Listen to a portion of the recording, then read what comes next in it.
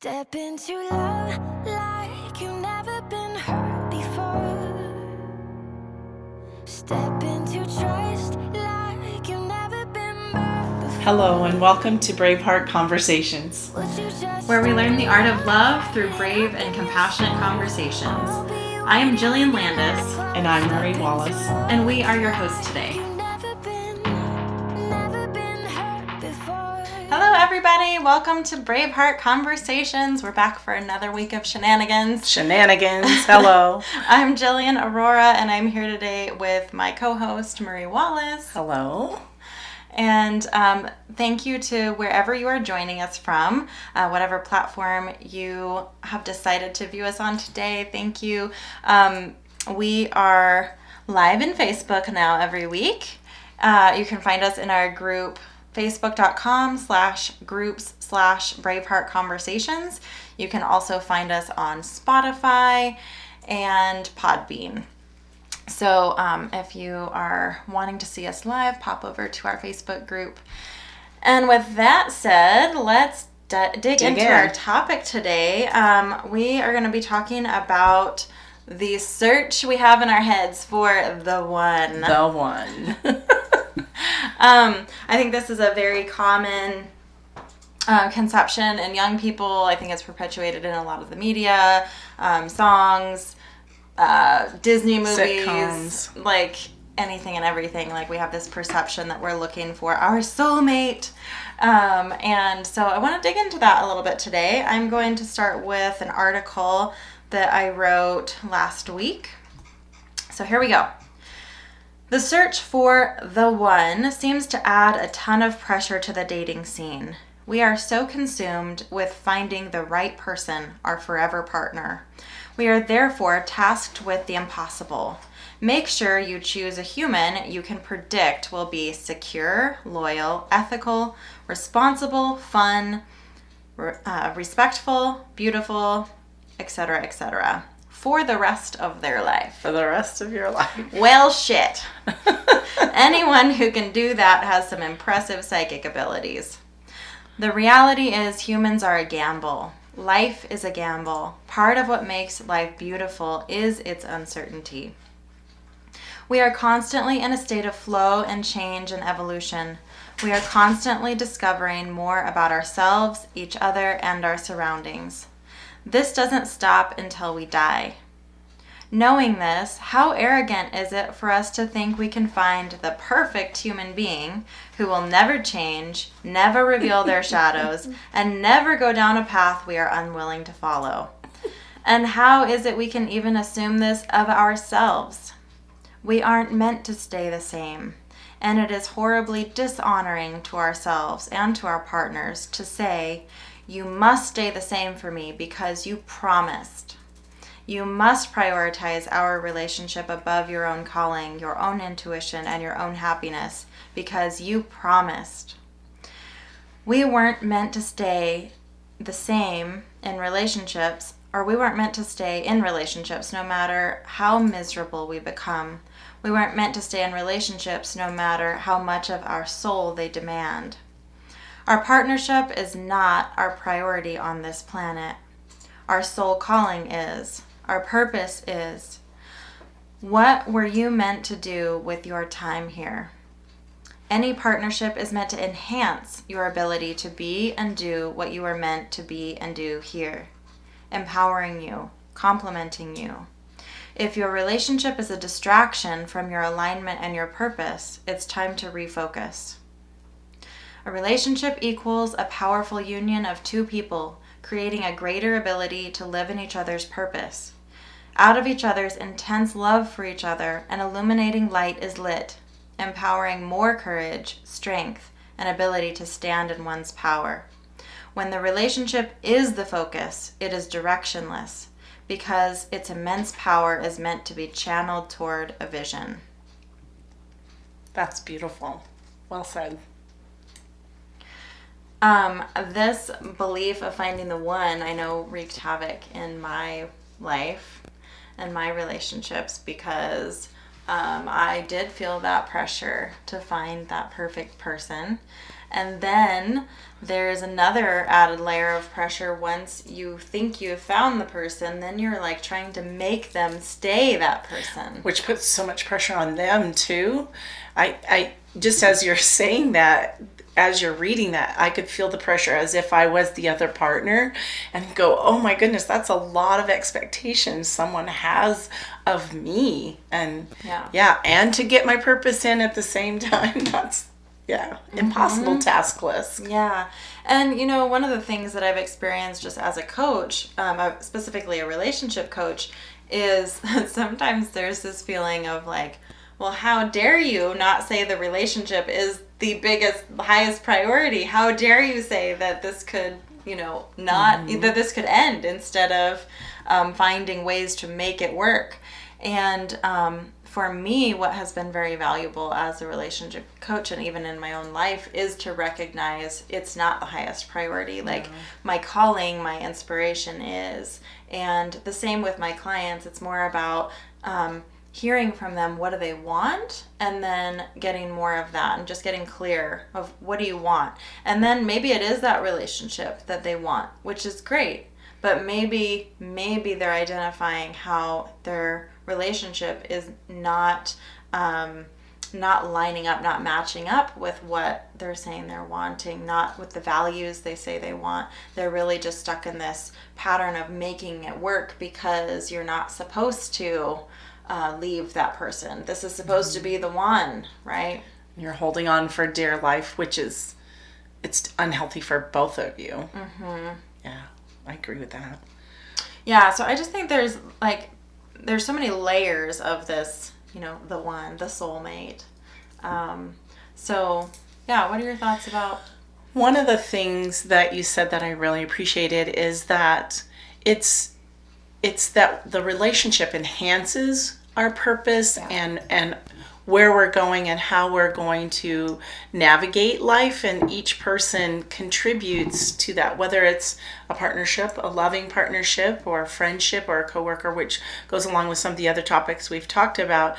And if that relationship isn't supportive of where we're going and you're just constant, we know that we're always going to have some resistance and some, disruption to the flow, but when it's continually not contributing, I think of it as a flower blossoming, right?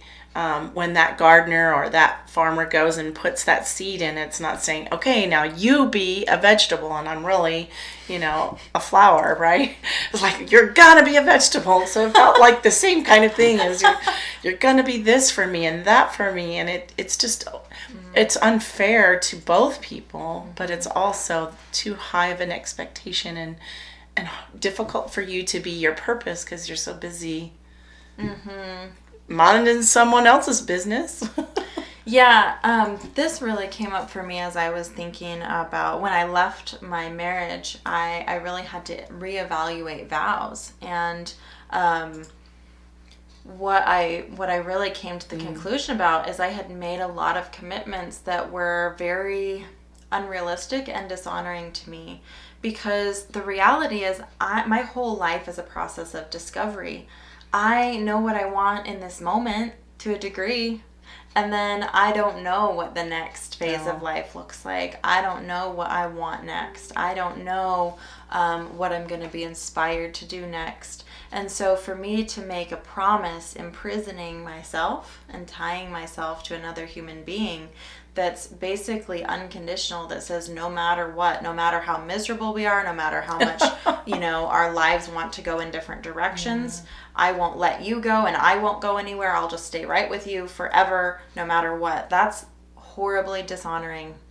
And that sounds like a life sentence. Yeah, definitely. A life sentence. And I'm not at all, and we've talked about this before, I'm not at all saying that I don't believe in long-term relationships. And I'm not at all saying I don't believe in lifelong partnerships. I believe that they're real. I believe they're beautiful. But I also believe that the best, most beautiful, most connected relationships are based on now.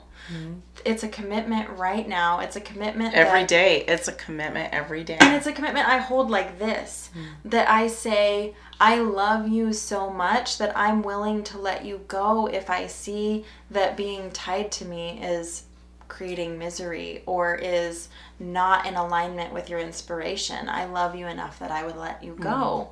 And it's funny because it's a bit of a paradox. When you hold that energy and that space for each other, there's a safety in knowing I'm allowed to follow whatever I'm inspired to do.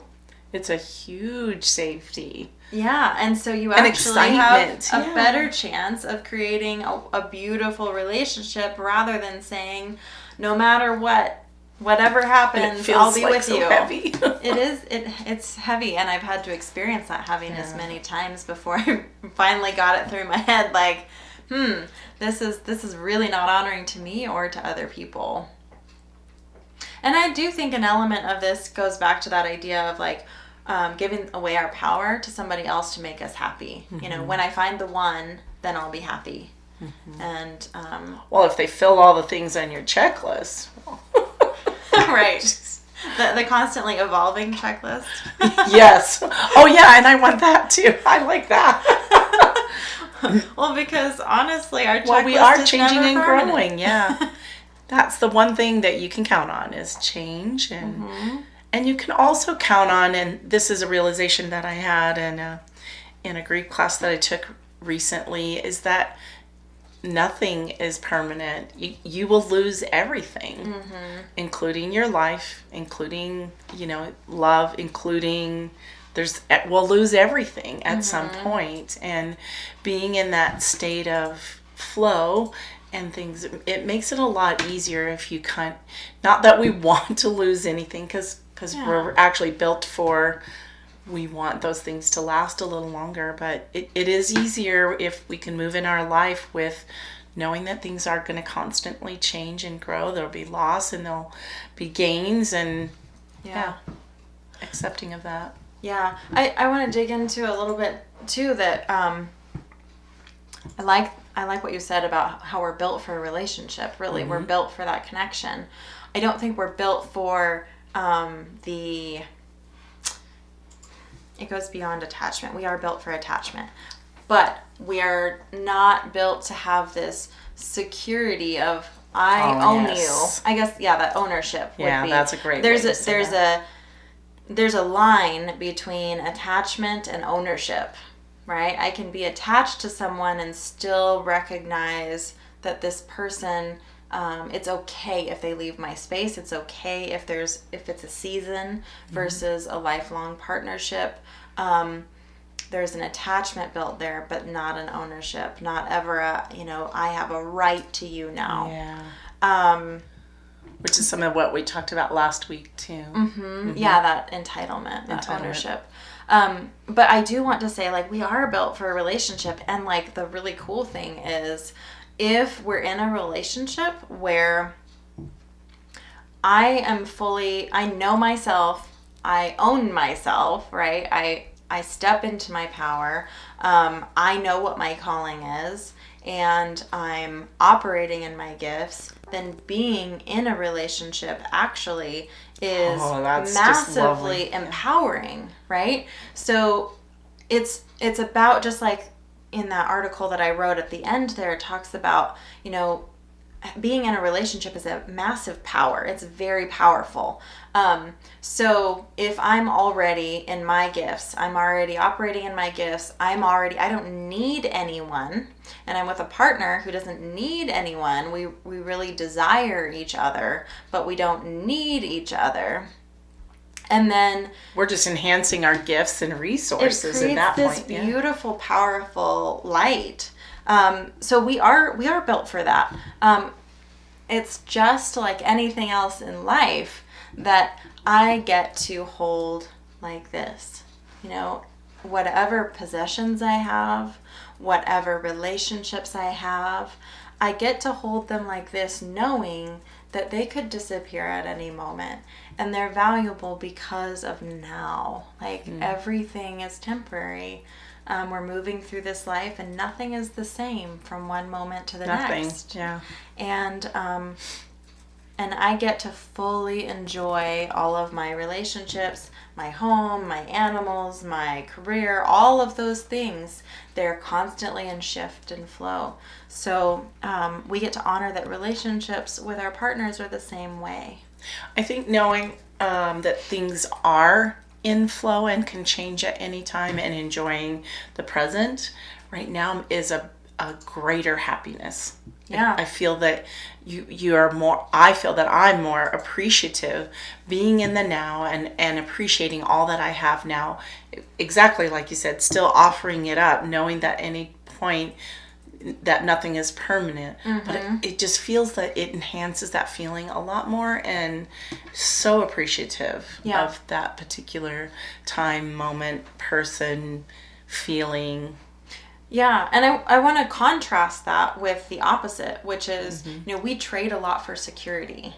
We trade a lot for security. And so when... Barter with the devil. Yeah, so how many of us have stayed in relationships that were miserable, absolutely miserable, but they were secure? I have. Have you? Yeah, yes, for years. Staying in relationships that we know don't really support us. We know they're distracting from our purpose. We know we're putting up with behavior that we don't deserve, and keeping each other Or it stuck. takes away from us. Yeah. Yeah. Stuck. Yeah, that's a big one. A lot of people feel very stuck, and they know their partner's stuck too. But they keep just working at it. We're going to get through it. We're going to make it. And it's such an illusion, right? But it's safe. It feels secure. And so I think we often trade things for security, we want the permanency. And I see this in jobs too. This isn't just relationships, right? But how many of us have stayed in a job we're miserable at because, the benefits are great, right? Or the pay is pretty good. I just really can't stand showing up every day, So, and they phrase it just like that. It's the trade-off. It's the trade-off for the security. And how much of our lives do we sacrifice for the security? We've conditioned ourselves that way, too. Well, and it's an illusion, because I have also watched people who did make the decision to stay in a job for the benefits and then got laid off. It's an illusion. It's not something that is really, truly going to be permanent. Even with relationships, you can wake up one day and find that your partner's cheated on you, or they have a health condition, or they die. Yeah. Or whatever it is. Something changes and it makes it a whole lot less stable. So we trade things for the illusion of security very often. And I think the one is very much like that. We have this comforting feeling, this comforting feeling of, I have this chance of having a secure relationship that's going to be forever, and they're never going to change, and they're always going to love me. Yeah, romantic. Yeah, and in reality, it's not the same. There's something the reality much better, is actually. We are the one. Yes, and then once you have realized you are the one, then you have the capability and the possibility of finding a much deeper love. That may be a season, or it may be a life partnership, I don't know. But once you've found the one inside, then all bets are off. Life is the most beautiful, amazing thing, and you're not living at the mercy of someone else. As long as you're out there searching for the one, you're at the mercy of somebody else, the idea of somebody else. Well, you're really not living either. You're just, you're in constant search mode, and you're not in that present, enjoy what's here and now mode. So. Yeah. Yeah. I want to dig a little bit more into that idea of security too, because, I've done a lot of studying about domestic violence recently, and it's really interesting that one of the common denominators, or the earmarks of a domestic violence relationship or a partnership that ends in a homicide was they're very commonly I can't live without them. Yeah, they believe that the partner they're with is the one. and so they can't let them go, no matter how angry they make them, no matter how much there's strife, Fighting and tension. Yeah. that they really believe that that person is the one. They're never going to find someone else like that. They know each other on a deeper level that nobody ever can reach. There's this If I idea. can't have you, no one can. Yeah. So I just found that really fascinating, that was such a big piece of domestic violence, and how it's a little eerie to me because it's present in so many relationships. Mm-hmm. Yeah. And there were a lot of earmarks in domestic violence relationships that were like, oh, that's interesting. A lot of them start very young. A lot of times there's a big age gap between the man being older. Some financial security. Maybe. Yeah. Power differentials. Mm-hmm. Yeah, so it was very interesting to see some of those patterns that really aren't that different. They aren't that abnormal or unique. So. Heavy stuff, right? It is. We know how to get into that. It is. So I want to see what questions we have about the one. We have lots of hellos. Yeah, hello to Carter and Jessica and Heather, Brooke, And Robbie and Todd and Colleen, Nikki, hi, Chuck, Kirsten, Daniel, Kristen. I hope you guys are all enjoying this. Deanna, Julie, Gio, Tyler, Vicky, Elena. So good to see all of you. What questions do you have? I'd love to hear any of your feedback or discussion about what we're talking about. Finding the one, and really security in relationships, how that's kind of an illusion. And maybe, what you've found about your own self-awareness and how that has contributed to better relationships and finding healthier people. That would be awesome. Yeah. So I know for me, I have certainly found that my relationships have dramatically improved when I have dug into myself, where I do want to talk about, we do need people. Like, it's not about walking through this planet and not needing anything or anyone. It's not about that. It's just all healthy relationships start with the health of the relationship with yourself. That's what we're talking about. And it's not about needing your partner. No. So there's not a single person in my life that I couldn't lose and not be able to recover. Mm-hmm. Including family. Right. Yeah. Anyone would be devastating to me, but it's also something that I'm capable of that because I have myself. Nobody has that piece of myself that I can't, regain. But I do think that I've been in relationships where the belief was that we couldn't live without each other. Mm-hmm. And that's become kind of a romanticized thing to say, is I can't live without you.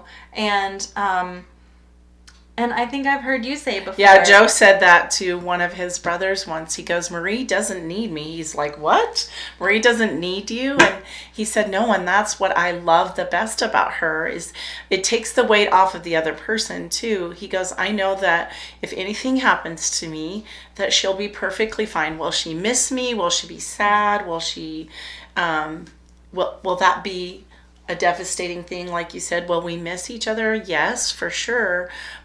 But I don't need him. I certainly think life is a lot better with him, and I enjoy it. And is the journey easier? Yes, but at any point, if things, like you said, are so much resistance that either one of us is truly unhappy, then we have to look at other options. Hopefully not. I mean, there's, like you said, security in having that person, but it's not, I don't need him and he doesn't need me. Mm-hmm. And sometimes it makes you feel a little uncomfortable, right? He doesn't need me. Oh, mostly because how we've been conditioned, but honestly, it's also the most freeing thing as well. As we go, oh, he doesn't need me. It's a freeing feeling to know that someone's not counting on you for their happiness. I heard this last week too. One of the clients that I had is like, well, how was it said? I make her happy. I'm like, whoa. So yeah, Very common just belief. be very careful on that. If you feel that does it feel good that we feel that we're a part of someone's happiness? Sure it does. But if you feel that at any point that you're making them happy, or you want her to recognize that you're making her happy or doing things, it's just an indicator to maybe reevaluate and look at it. Something that really pinged for me as you were talking is this idea of not only that I need someone else, but there's a insecurity in me. If I feel that I'm not worthy, very often what happens is I try to find people who need me. And what I mean by need It's is that not wounded girl. it's the wounds. And so, I've fallen into many caretaker roles because I felt so much better if they needed me.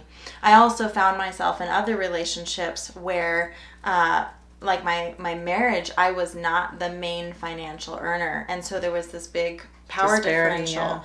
And I know that it was vice versa. So instead of me I still played a caretaker role in other ways, but in that particular scenario, like that was Why you stay. he felt that he was needed because I needed his money. In fact, that was even said at the end is you can't leave me because you need my money too much. And that was kind of the moment I was like, I gotta get out of here.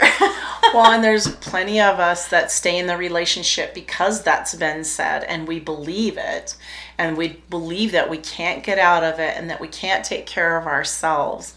And so I'd really love to, ping on that is know that you can. You have plenty of support, plenty of resources. You can take care of yourself. Yeah, and any relationship where you feel that transactional energy, like because I do this, you owe me, because you do this, I owe you, that's a really icky energy. That's not love. That is not love. Love comes from a place of, I don't need anything from you, I choose you. I'm able to support myself financially, emotionally, like I'm able to Mentally, support yeah. myself. I'm whole and healthy and you're whole and healthy and we choose each other. It's not about saying like, I'm financially inadequate so you can meet that need, or you're emotionally inadequate and so I'm going to meet that need. That it's transactional. And if energy. you're noticing that you feel good about using your gifts because you're going to make that person a better person, that's an indicator for you to look at why you're in that particular relationship as well. We get to be catalysts. We're always catalysts for our partners and Definitely. other people. When we stand in our power, I love to use the lighthouse as, for me, I was that person running around chasing ships to save, right? And so really bringing myself back to this image of this lighthouse, just stand there and shine. A lighthouse doesn't run around looking for ships to save. It just stands there shining. And when I do that, I'm a catalyst for everybody, my partner included. That's the way that we're built. Well, the ships find you when they need you. When they are ready to see the light, when they're ready to receive the light, they go looking for you. So that was a huge key for me. So especially in relationships, if you are looking for people to save, and again, feeling that need, that transaction, if they need me, then they owe me, right? That's icky. That comes from a place of low self-worth. So when you believe you're enough, you don't need somebody to fill that space of need for you. It's not a transaction anymore. It's just a choosing of each other. All right, Juicy. let me see if... Looks Good like stuff. we still don't have any questions. All right, you guys all got it going on. Well, if one comes up soon, just either type. Even if we've already decided to end the broadcast, then please type it in there. We're really good about getting back to you, or if you have a question or a concern or you need some more clarification, we're here. Yeah, and we love if you guys ever have feedback about topics that you would like for us to talk about, please Those give are us fun. recommendations, or if you have questions about what we've talked about already, or challenges, or ways that has impacted your life, or even just scenarios that you have that you feel conflicted about that you would like us to speak about. Share your stories too. We can share your stories. We'd love that. So with that, we'll go ahead and wrap it up. This has been a great episode. I hope you will join us again next week, and we hope to see you then. Yes. Again, you can find us on facebook.com/groups/Braveheart Conversations, and you can find us on Podbean and Spotify. So if you would like to email us any questions, my email address is defytheaverage@gmail.com. And mine is marie@mariesgold.com. Yeah. So we hope to hear from you, and we will see you again next week. Bye-bye, guys. Bye. Step into love like you've never been hurt before. Step into trust like you've never been burned before. Would you just step